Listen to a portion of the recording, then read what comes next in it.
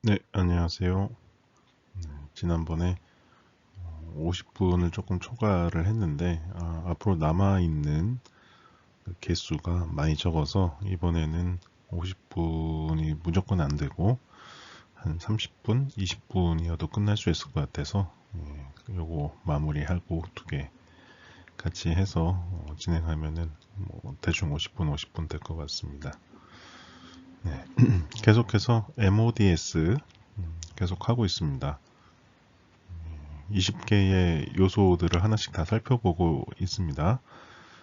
이걸 다 외워서 학습을 하라는 의미는 아니고 하나씩 어떠한 요소는 무엇을 의미하는지를 그것을 한 번씩 다 이렇게 풀어서 설명을 하면은 한번 이해를 하면은 그것이 어떤 요소인지 메타데이터 요소인지 알 수가 있게 되는 것 같아요.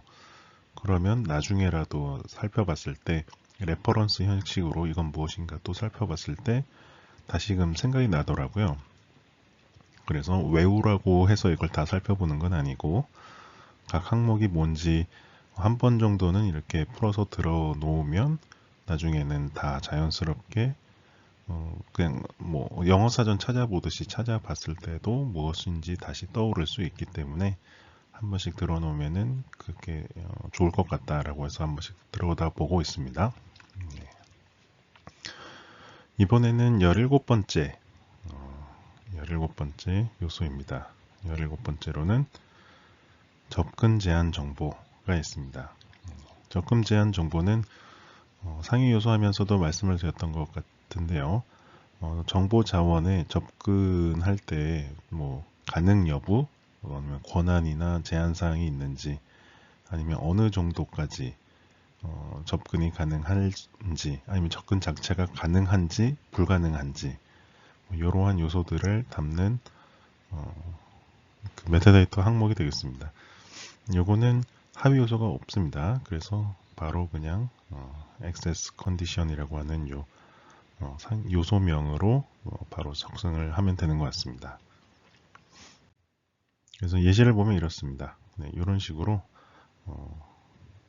access condition이라고 하는 요소명으로 바로 작성이 되고 있습니다. 요거는 이제 그 영어로 돼 있다 보니까 우리가 좀 생소할 수 있어요. 요거는 이제 기밀 문서라는 그런 사인인 것 같습니다.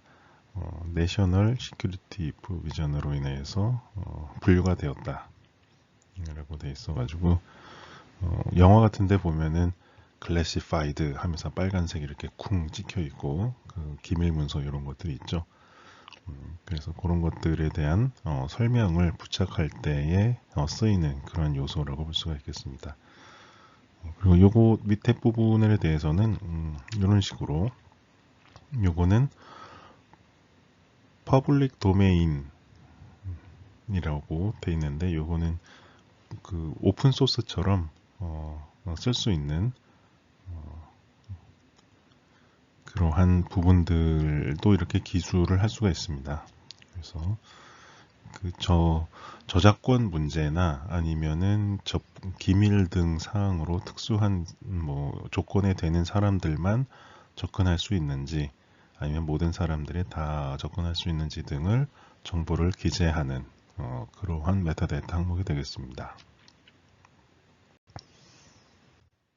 다음으로는 파트라고 하는 그 상위 요소를 한번 살펴보고자 합니다. 한국어로도 대해서는 구성 정보였었습니다. 상위 요소 하면서 잠깐 말씀드렸던 파트라는 그 상위 요소에 대해서 말씀드렸던 부분들이 있었던 것 같은데요. 그때는 예시로 들어서 설명을 했던 것 같아요. 뭐 잡지, 매거진에서 과학 동화의 하나의 기사들 내지는 단편 소설집 모음집이라고 하는 책 도서로 묶였을 때의 그런 관계들에 대해서 이제 구성 정보를 설명했던 것 같습니다.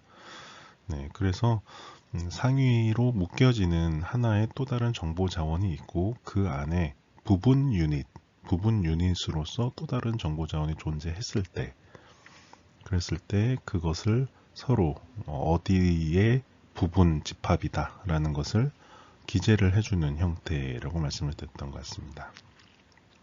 그래서 하위 요소로는 이런 식으로 네 가지를 가지고 있습니다. 그래서 이 네 가지를 통해서 값을 작성을 하게 됩니다.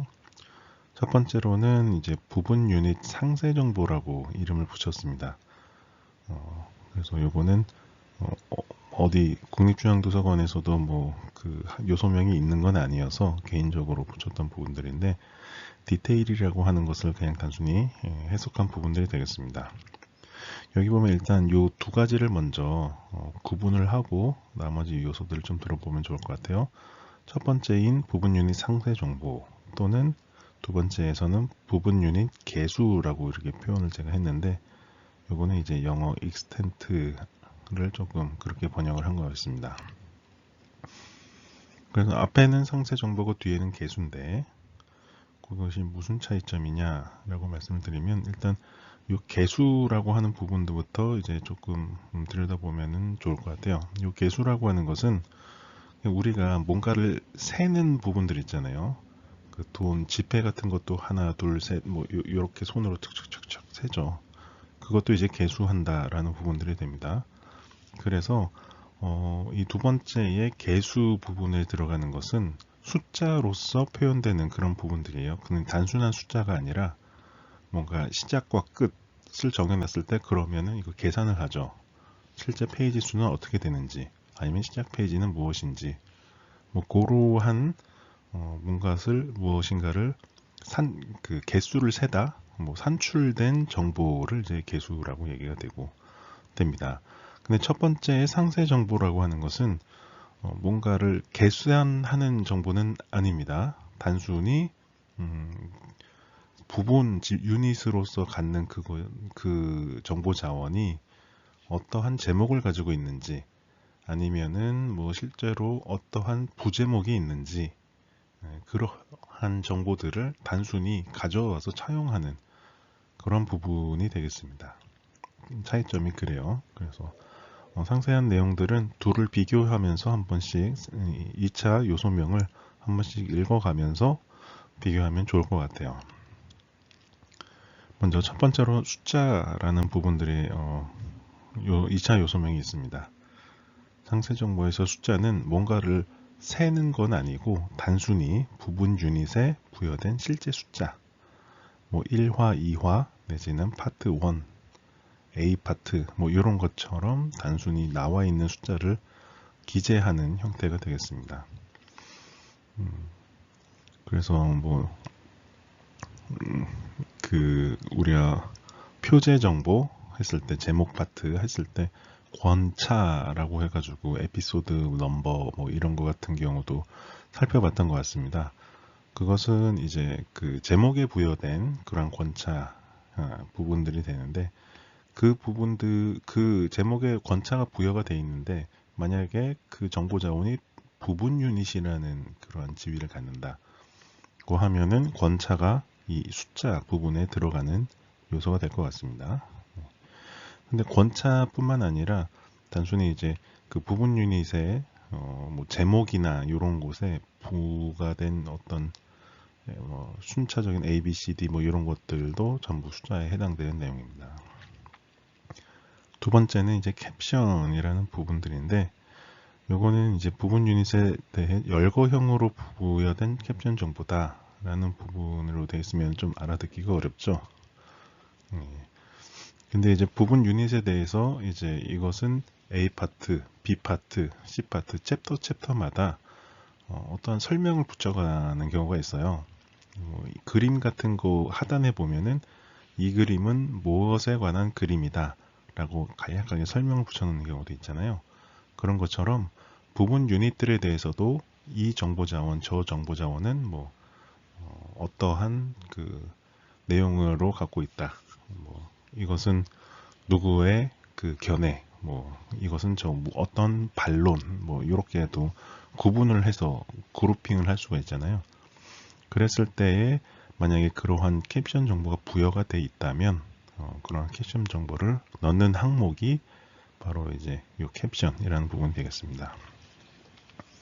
그러니까 부분 유닛마다 이제 부여된 것들을 이렇게 넣는 거예요.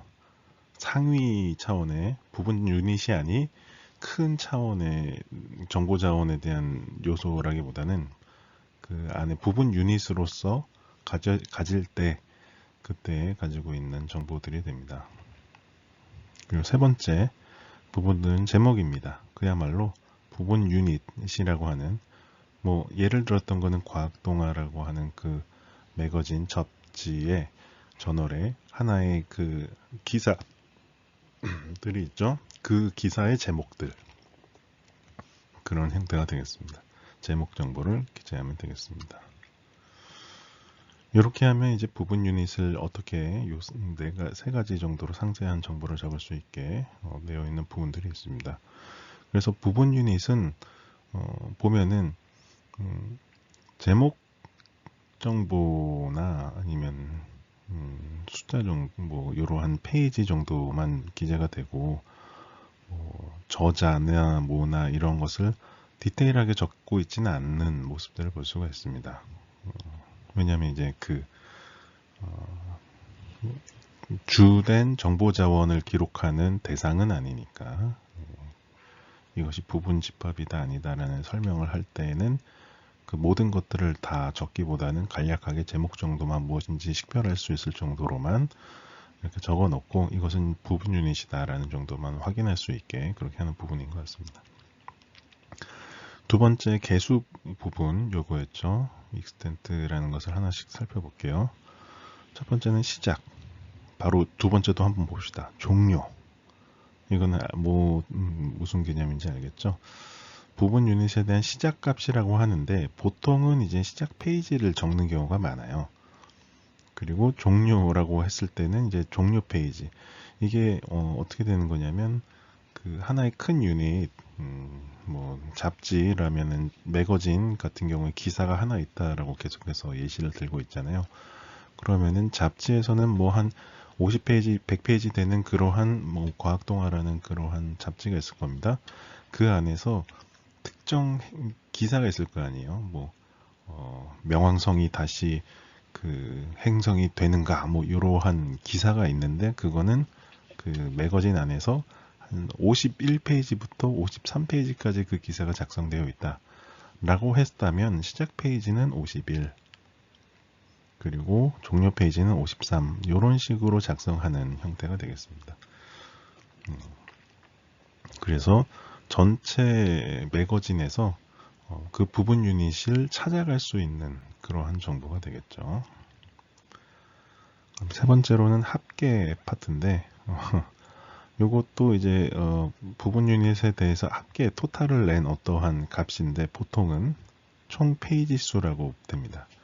시작 페이지와 마지막 페이지를 기재를 하는 것이 두 번째였다면 그럼 거기서 빼면은 페이지 수는 한 3페이지 되죠. 51, 52, 53 해가지고 페이지 수는 어떻게 되는가 그것을 뺄셈을 해가지고 그럼 페이지 수 얼마인지 계산을 해서 넣는 식으로 한다든지 그래서 합계 정보들을 넣을 때는 이런 식으로 넣게 됩니다. 그리고 리스트라고 해서 목록이라고 하고 있는데 부분 유닛에 대해서 문자로 표현된 목록이 또 있을 수 있습니다. 요거는 뭐 어떠한 정보를 담고 있다라고 해가지고 뭐 표 형태든지 아니면은 뭐 담고 있는 내용에 대한 간략한 내용이라든지 그런 것을 목록 그 리스트 형태잖아요. 하나 둘 항목별로 그 형태로 작성된 내용이면은 모두 이제 목록에 작성을 할 수 있는 부분들이 되고 있습니다. 네, 이런 식으로 해서 부분 유닛에 대해서 좀 기록을 해놓는 그런 하위 요소들이 이렇게 존재를 하고 있습니다. 그리고 세 번째는 그야말로 날짜입니다. 부분 유닛에 대한 날짜 정보인데 보통은 뭐 부분 유닛이 작성된 날짜든 아니면은 그 기사 같은 경우 몇 월 며칠에 누가 작성했다 아니면은 언제 발표됐다 뭐 이러한 날짜들을 적을 수가 있어요. 네. 근데 날짜 하나라는 하위 요소가 존재를 하고 있기 때문에 속성값에 어떤 날짜인지를 이제 기재를 하는 형태가 되겠죠. 예전에 날짜 관련한 하위 요소들이 많이 나왔던 게 이제 발행 관련 오리지널 인포라고는 출처 정보라고 번역이 됐었죠. 뭐 발행일이 언제 됐느니, 생성일이 언제 됐느니, 뭐 이러한 날짜 정보가 하위 요소가 굉장히 많이 분화되어 있어서 했었던 그런 상위 요소도 있었던 것 같습니다. 근데 여기서는 날짜라고 해서 하나로 묶여져 있어요. 네. 단순히 날짜 하나입니다. 그래서 파트 정보는 조금 요 구성 정보라고 하는 18번째는 좀 간략하게 부분 유닛들을 설명하고자 하는 그러한 목적이 있음을 우리는 확인할 수가 있는 것 같아요. 아주 부분 유닛을 자세하게 담으려는 그러한 메타데이터 요소라기보다는 이것이 큰 것의 부분 집합이다 라는 것들을 알 수 있게, 그리고 무엇이 부분 집합인지를 찾아갈 수 있는 정보까지만 담으려고 하고 있는 그러한 상위 요소였다라고 뭐 우리가 생각해 볼 수 있겠습니다. 마지막으로는 이제 텍스트라고 하는 하위 요소들이 또 있습니다. 요거는 그야말로 부분 유닛에 대해서 일반적인 정보를 텍스트 형태로 적어 놓은 형태입니다. 그래서 뭐 적고 싶은 거 다 적는 거죠. 이것은 뭐 송성전 기자가 작성한 뭐 기념비적인 것으로 뭐 이렇게 할 수도 있고, 그 자유 텍스트, 자유 형식으로 넣을 수 있는 부분들입니다. 그럼 예시를 통해서 한번 보도록 할게요. 요거는 이제 MODS라고 하는 하나의 메타데이터를 전체를 가져온 부분들입니다. 메타데이터가 작성된 보면 MODS로 시작하고 MODS로 끝나죠. 여기 닫는 태그가 빠졌네요. 슬래시가 빠졌습니다. 이런 거기 보면은 이제 타이틀 인포라고 해서 표제 정보가 들어와 있는 것도 볼 수가 있고요. 우리가 배웠던 내용들 다 부분들이 들어갈 수 있죠. 근데 뭐 다 작성한 건 아닙니다. 여기서 아마 중간에 생략이 돼 있어요. 그리고 파트 정보, 요 구성 정보가 어떻게 들어가 있느냐? 요 파트라고 들어있고 디테일이라고 하는 하위 요소에 또 다른 하위 요소로 들어간다. 이거는 어떤 형태인지 앞에서 많이 보았을 겁니다. 2차, 3차 하위 요소가 있는 경우죠. 그래서 요 C가 부분 유닛으로 들어가 있는 형태입니다. 여기 보면은 전체 정보 자원은 요 상위에 보면은 타이틀 정보가 나와 있는 것을 보면 알 수 있을 거예요. 다나라는 타이틀인데 보면 서브 타이틀 한번 볼게요. 아이리시 매거진이라고 되어 있습니다. 아일랜드 쪽에 이제 매거진인데 독립적 생각들에 대한 매거진인 것 같습니다. 그러니까 잡지죠. 문학 잡지가 될 수도 있고 뭐 그렇습니다. 거기에 보면은 부분 유닛으로서 요 C가 하나 실렸나 봅니다. 그래서 이런 식으로 부분 구성 요소를 이렇게 디테일을 넣습니다. 그 다음에 extent라고 하는 것은 뭐 수량, 뭐 개수라는 부분들이었었죠. 이 부분 유닛은 시작 페이지는 97페이지, 종료 페이지는 98페이지라는 부분들입니다. 페이지를 한다면 이런 식으로 부분 유닛을 이런 식으로 작성을 할 수가 있습니다. 부분 유닛은 좀 간략하게 작성이 되는 것을 우리는 확인을 할 수가 있을 것 같네요. 그래서 이러한 MODS에는 그러한 잡지나 뭐 모음집 같은 그러한 부분 유닛이 존재하는 정보 자원의 경우 이런 식으로 파트 구성 정보라는 상위 요소를 통해서 부분 유닛을 기재하는 파트가 존재를 하고 있다. 그 정도로 우리가 알 수 있을 것 같습니다. 그럼 19번째입니다. 19번째는 확장 정보입니다. 이거는 그야말로 그때도 말씀드렸다시피 상위 요소 할 때 말씀드렸던 건데요. MODS가 다루지 않는 나머지 넣고 싶은 거, 뭐 주기사항처럼 그냥 그렇게 넣는 건데, 주기사항은 정보 자원에 관한 별도로 넣고 싶은 내용이라면, 요 확장 정보라고 하는 것은 특별히 정보 자원 그 자체에 대한 내용이 아닌 것들을 주로 담는 경우가 많이 있습니다. 그래서 정보 자원 이외에, 그러니까 MODS라는 체계 이외에 다른 체계에서 가져온 또 정보들이 있을 수 있잖아요. 그 정보 자원이 다른 체계에서 어떠한 다른 정보를 가지고 있다.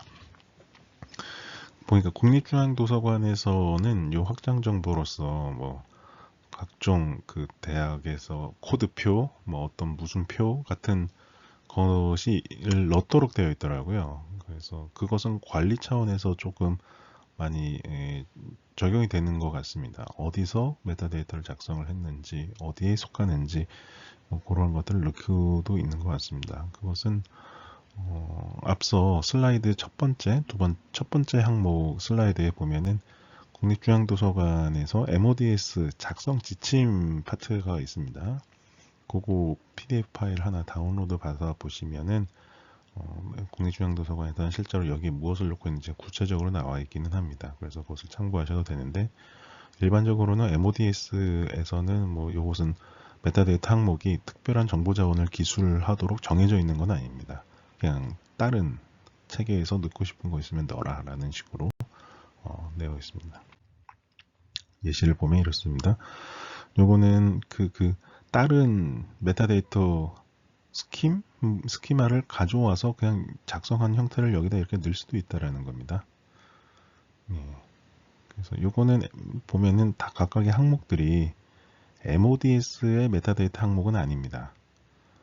다른 곳에서 또 학위 사항을 지정하기 위한 또 다른 메타데이터 스키마가 있었던 거죠. 그래서 그것을 차용을 해서 이렇게 정보를 넣은 형태가 되겠습니다. 이런 식으로 다른 MODS가 아닌 다른 메타데이터 스키마의 정보들을 여기다가 넣을 수도 있습니다. 그러려고 만들어져 있는 게 확장 정보 익스텐션이라는 그러한 메타데이터 항목이 되겠습니다. 마지막입니다. 마지막 레코드 인포라고 하는 레코드 정보가 있습니다. 이건 상위 요소 마지막 할 때도 말씀하셨던 건데 이 레코드 인포라는 부분들이 있었을 때 레코드가 무엇이냐라는 것에 대해서 설명을 드렸던 것 같아요. 여기서 레코드는 우리가 MODS든 메타데이터를 작성하고 난 그 하나 작성된 단위 하나가 있잖아요. 뭐 예를 들면은 톰 서여의 모험이라고 하는 소설책에 대해서 MODS로 하나 작성을 했어요. 하나의 정보 자원에 대해서. 그러면 그것이 하나의 레코드라고 불려지는 형태가 됩니다. 메타데이터로 작성된 하나의 단위. 그것이 이제 레코드라고 보통 불려집니다. 그럼 메타데이터가 실제로 작성됐는데 그것을 메타데이터를 레코드라고 부르는데 그럼 그거에 대한 무슨 요소들을 또 저장을 하는가 좀 살펴봅시다. 8개의 하위 요소들이 존재를 하는데 각각이 뭐 작성하는데 좀 어려운 부분들이 아니라 그냥 한번 쭉 읽어보면은 충분히 알 수 있는 내용들입니다. 그래서 한번 쭉 읽어봅시다. 첫 번째는 주관기관이라고 저는 번역을 할 수가 있을 것 같습니다. 레코드 컨텐트 소스라고 해가지고 레코드를 작성한 그러한 출처가 어떻게 되느냐, 누가 작성을 했느냐라는 부분들이 됩니다. 그래서 원본 레코드를 생성하거나 수정한 주체의 코드나 이름이다.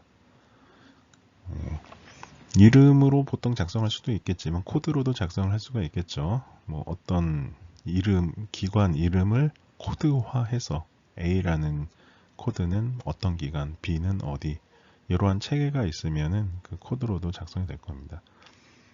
아마 우리나라 같은 경우는 대부분 이제 많은 자료에 대해서 주관기관이 국립중앙도서관에서 많이 생산을 많이 하게 될 겁니다. 그러한 요소들을 나타내는 것이 이제 주관기관 파트. 두 번째는 레코드 크리에이션 데이트, 생성일자. 요거는 계속해서 말씀드리지만 정보 자원에 대한 항목이 아닙니다. 메타데이터를 만든 그 대상, 메타데이터가 대상이 되는 거예요. 레코드가 대상이 되는 겁니다. 그러니까 레코드가 생성된 날짜라는 것은 이런 MODS라는 그 메타데이터를 작성을 해서 처음으로 만들어낸 XML 파일로 하나 만들어낸 날짜를 얘기하겠습니다. 그 다음 요소로는 수정일자예요. 네.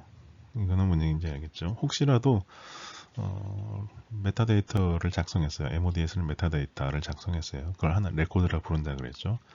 거기서 약간의 뭐 내용을 수정을 해야 됐었다고 하면 수정을 할 수가 있겠죠. 수정된 최종 날짜를 적게 되어 있습니다.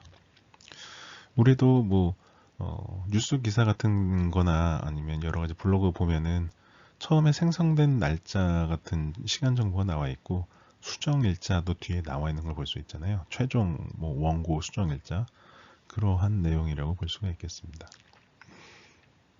네 번째로는 식별기호입니다. 레코드 아이덴티파이어입니다. 우리가 정보 자원을 기술하는 메타데이터에서는 정보 자원에 대한 식별 기호를 많이 봤었던 것 같아요. 그런데 ISBN이나 그런 거, 레코드도 하나하나마다 식별 기호를 부여를 할 수가 있습니다. 그러니까 메타데이터를 작성한 그 XML 형태가 있잖아요.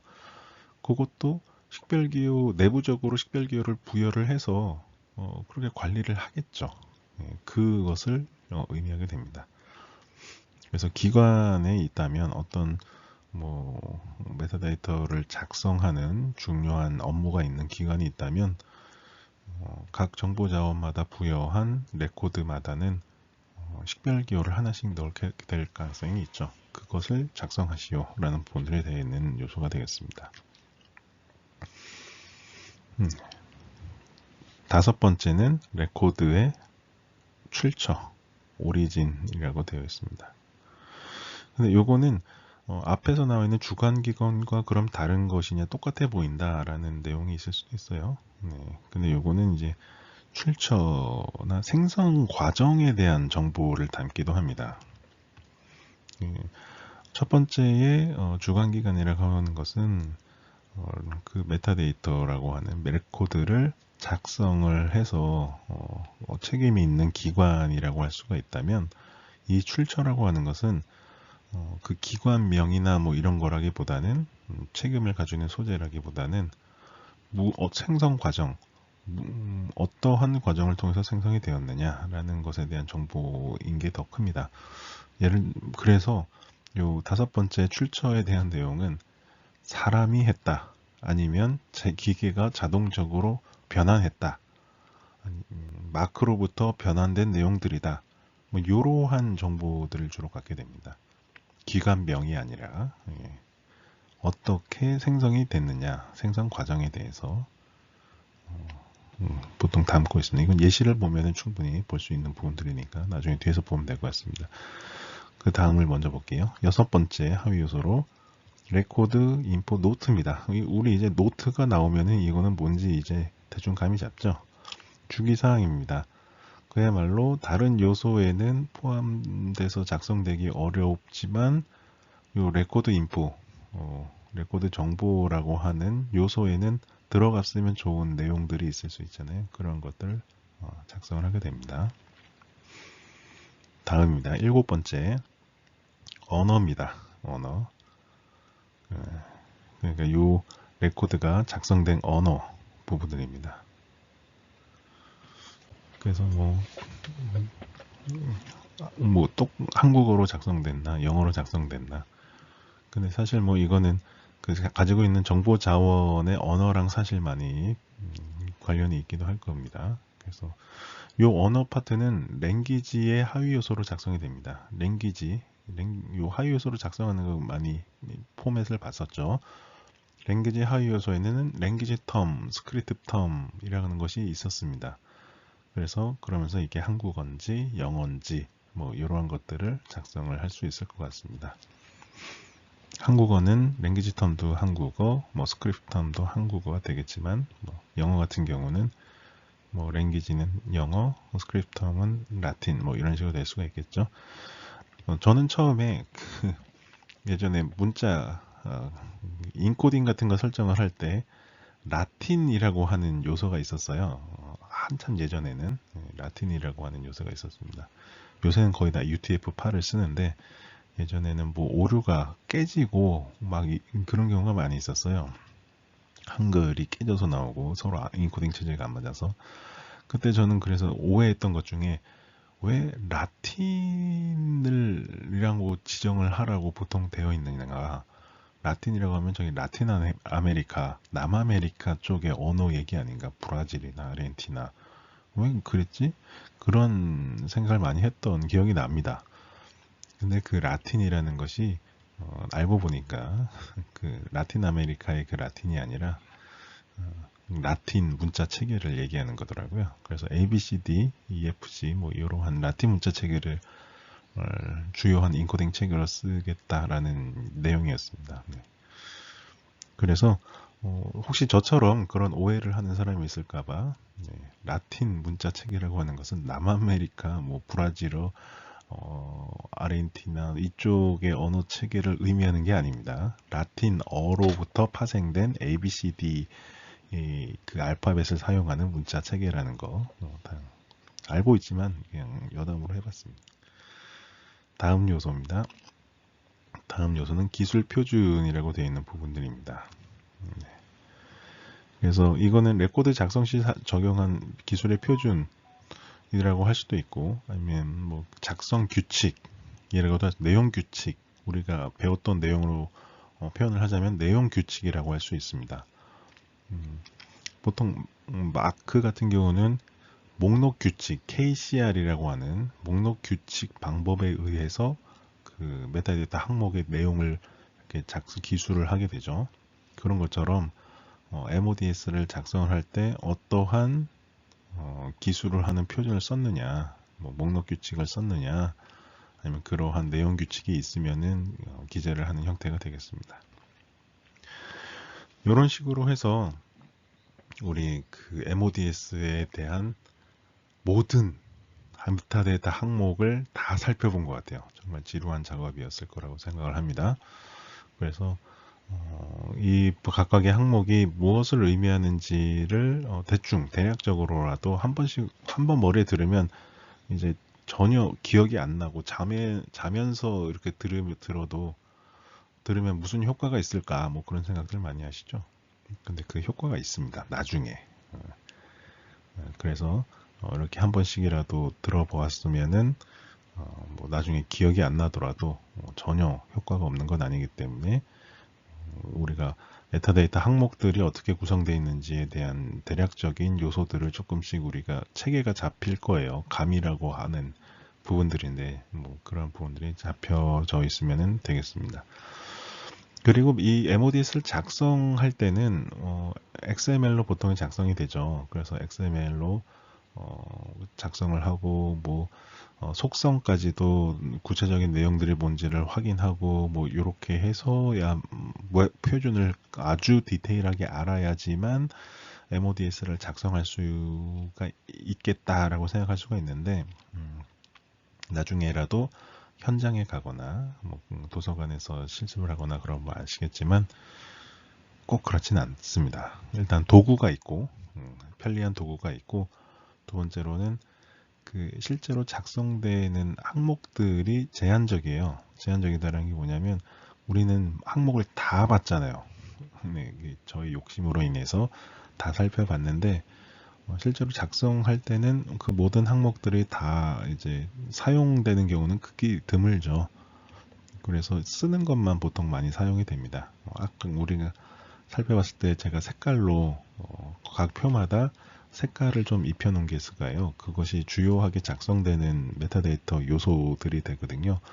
그 부분들이 주로 많이 사용이 될 겁니다. 그래서 한 번 정도 남이 작성해 놓은 거 그대로 보고서 참고해가서 작성하기 시작하면은 그 자체로 이제 업무를 익힐 수 있는 부분들이 되겠습니다. 그럼에도 불구하고 이렇게 모든 항목을 살펴본 이유는 여러분이 항목이 어떻게 구성되어 있는지를 다 살펴봤다라는 그것이 주는 자신감이 있어요. 나는 일단 한번 다 들어봤다, 다 안다, 그리고 다 이해를 한번 했다. 그러한 마음가짐에서 MODS를 바라보는 것과 나는 항목을 그냥 겉핥기 아무것도 모른다. 단순히 몇 가지 한 5개 요소만 알고 있다. 그러면은 MODS를 뭔지 모르겠다. 스스로 작성하면서도 내가 빠진 게 있나 이런 불안감이 있을 수 있잖아요. 그래서 한 번씩은 다 살펴봤다라고 하는 자신감을 가질 수 있으면 그것으로 아주 된 부분들입니다. MODS에 대한 작성이나 작성법에 대한 것은 구체적으로 여기서 수업에선 다루지 않습니다. 그것은 아마 현장에서 주로 많이 쓰이는 방법이랑 여기에서 표준적으로 작성되는 방법이랑은 다소 약간 차이가 있을 수도 있어요. 그래서 그것은 나중에 기회가 된다면 보게 되면 좋을 것 같습니다. 네, 빨리 끝났는데도 이렇게 뒤에서 이제 또 계속 시간을 끌고 있죠. 그거는 이제 너무 오랫동안 이 MODS를 잡고 모든 요소를 본 것 같아가지고 좀 디펜스 커버를 치려고 그랬습니다. 네, 그러면은 MODS는 여기까지 하는 걸로 하도록 하겠고요. 다음에는 이제 식별자 올렸던 거, 문헌정보학과에서 주로 사용되고 있는 다양한 식별 기호들에 대해서 한번 상시 차원에서 한번 보도록 하겠습니다. 마치겠습니다.